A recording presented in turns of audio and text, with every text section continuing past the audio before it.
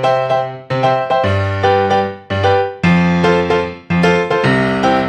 this video, we're going to create a simple email merge using Microsoft Word and Microsoft Excel.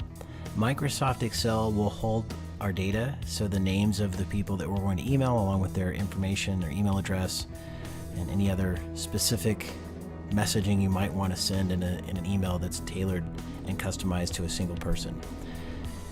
The Word document will act as our email message itself, the text within the email.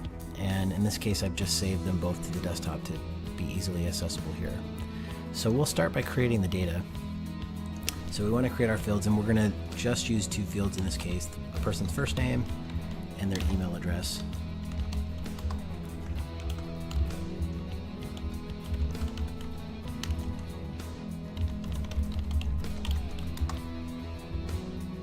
I've already copied some additional information, so I'll just paste that in. So a few people's first names and their email address so we can see how this is going to look. I also will format the cells, the field headings, just so I can designate those a little more clearly. Now I save this, I move into Word, and this is where I create my email message.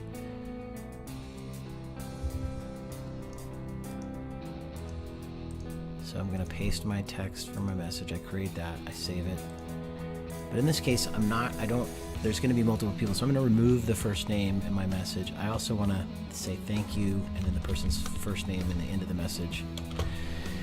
Now, if you notice on the top menu bar, there's a field called Mailings. So we hit Mailings, and we go to Select Recipient, or we can start the process of just start email messages. Then it'll ask us to create select the recipient for the message. So I use an existing list. I know it's on my desktop here. It's merge data. I open that.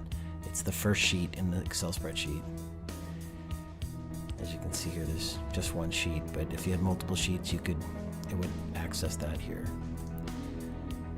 Now I can either use a formal greeting line, and there's a number of different ways I can format this.